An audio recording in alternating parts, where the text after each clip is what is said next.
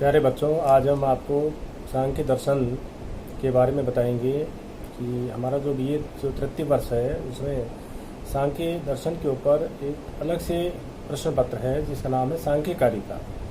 सांख्य कारिका में सांख्य दर्शन के ही सिद्धांतों के बारे में चर्चा की गई है और सांख्य दर्शन किन किन तत्वों को मानता है, उन्हीं तत्वों की विवेचना के बारे में विस्तृत व्याख्या है। सांख्य दर्शन के जो प्रवर्तक हैं महर्षि कपिल हैं और महर्षि कपिल ने ही जो इस दर्शन की नींव रखी थी। पहले हम देखते हैं कि सांख्य का नामकरण कैसे हुआ। सांख्य का जो नामकरण है वो कुछ विद्वानों के अनुसार सांख्य शब्द सम और ख्यान धातु से बना है। सम्यक ख्यानम अर्थात सम्यक विचार, इसे विवेक या बुद्धि भी कहा गया है। सांख्य दर्शन में सम्यक ज्ञान पर जोर दिया गया है, इसलिए इसे सांख्य कहा गया है।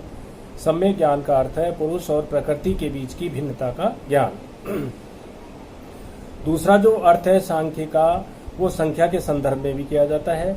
कुछ विद्वानों का मत है कि सांख्य संख्या से प्राप्त हुआ है। सांख्य दर्शन में तत्वों की संख्या 25 मानी गई है और इस कारण उसको हम सांख्य कहते हैं। तीसरा कारण और है जिसमें बताया गया है कि सांख्य मत के प्रणेता का नाम संख था, किंतु इसका कोई प्रमाण उपलब्ध नहीं है। सांख्य दर्शन के आचार्य व ग्रंथ कौन कौन से हैं? सांख्य के प्रवर्तक महर्षि कपिल हैं। 48 पौराणिक अवतारों में इनकी भी गिनती की है। भागवत में इन्हें विष्णु का पंचम अवतार कहा गया है। इन्होंने सांख्य दर्शन के रहस्यों को सांख्य सूत्र में संकलित किया। आपने अपने शिष्य आसुरी को सांख्य दर्शन के तत्वों का उपदेश दिया। सांख्य दर्शन में जो आचार्य परंपरा है उसमें सबसे पहले आते हैं आसुरी। आसुरी कपिल के साक्षात शिष्य थे और लेकिन इनकी रचना का कोई उल्लेख नहीं मिलता। दूसरे हैं पंचशिख। आसुरी के प्रथम शिष्य थे। इन्होंने सांख्य दर्शन पर सूत्र ग्रंथ लिखा और षष्ठी तंत्र की रचना की। फिर आते हैं विंध्यवास। आप प्रसिद्ध सांख्याचार्य थे। कुमारिल के श्लोक वार्तिक, भौजव्रती, मेघातिथि भाष्य आदि ग्रंथों में इनकी मत की चर्चाएं हैं। फिर है विज्ञान भिक्षु। ये 16वीं सदी के महान विद्वान थे। सांख्य सूत्र, सांख्य सार, सांख्य प्रवचन भाष्य, योग सार, योग वार्तिक तथा ब्रह्म सूत्र पर विज्ञानामृत भाष्य इन्होंने लिखे। फिर है ईश्वर कृष्ण जो प्रसिद्ध दार्शनिक हैं सांख्य दर्शन के। इनका समय ईसा पूर्व 2री शताब्दी है। सांख्य दर्शन के सबसे प्रसिद्ध आचार्य। इन्होंने षष्ठी तंत्र के आधार पर सांख्य कारिका ग्रंथ लिखा। इनको कनक सप्तति, सांख्य सप्तति तथा स्वर्ण सप्तति भी कहते हैं। सांख्य कारिका इस ग्रंथ में 70 कारिकाएं थी। गौड़पाद भाष्य में जो इस ग्रंथ का सबसे प्राचीन भाष्य है में 69 कारिकाएं ही हैं। सांख्य कारिका की टीकाएं हैं जिनमें पहली है माठर वृत्ति। माठर वृत्ति यह सबसे प्राचीन है और इसका उल्लेख जैनों के अनुयोग द्वार नाम के 2री सदी के ग्रंथ में भी मिलता है। फिर दूसरी है गौड़पाद भाष्य। इसमें 69 कारिकाओं पर भाष्य है। शंकर के गुरु गौड़पाद थे। गौड़पाद ने ही मांडुक्य कारिका लिखी।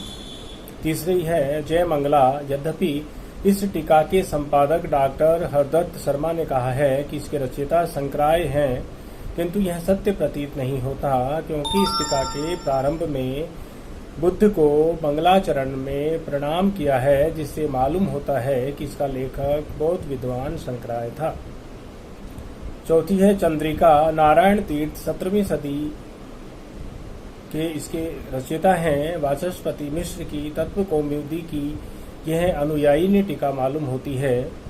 पांचवी है सरल सांख्य योग। 20वीं सदी के हुगली के प्रसिद्ध हरिहराण्यक ने बंगला में यह व्याख्या लिखी है।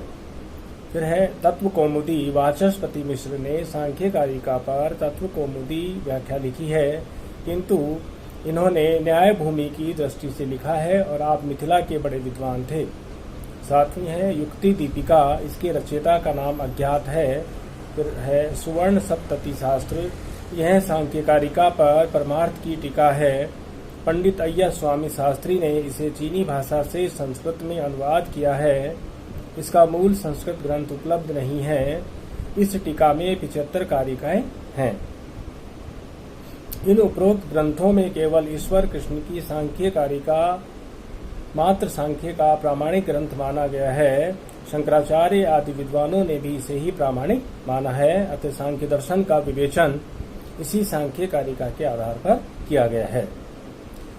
सबसे पहले सांख्य का ज्ञान का सिद्धांत। सांख्य अपने ज्ञान के सिद्धांत में 3 प्रकार के प्रमाण मानता है। 3 प्रमाण है इसके: प्रत्यक्ष, अनुमान और शब्द। फिर है प्रमा। प्रमा यथार्थ ज्ञान को प्रमा कहा जाता है। इसकी उत्पत्ति 3 चीजों पर निर्भर करती है: प्रमाता अर्थात ज्ञान प्राप्त करने वाला शुद्ध चेतन तत्व ही प्रमाता है। दूसरा है प्रमेय। प्रमाता ज्ञान तभी प्राप्त कर सकता है जब उसके ज्ञान का कोई विषय हो। तो प्रमेय का अर्थ है विषय, सब्जेक्ट ऑफ द नॉलेज। तीसरा है प्रमाण। ज्ञान प्राप्त करने के साधन को प्रमाण कहते हैं। विषयाकारक बुद्धि में आत्मा का प्रकाश पड़ना ही प्रमा अर्थात ज्ञान है। चैतन्य के प्रकाश के बिना जड़ बुद्धि में किसी विषय का ज्ञान नहीं हो सकता। पहला प्रमाण है प्रत्यक्ष। दृष्टमनुमान आप्त वचनम च सर्व प्रमाण सिद्धत्वात् त्रिविधम प्रमाण निष्ठम प्रमेय सिद्धि प्रमाणादि। चूंकि प्रमेय की सिद्धि प्रमाण से ही होती है, अतः प्रत्यक्ष, अनुमान और आप्त वचन अर्थात शब्द प्रमाण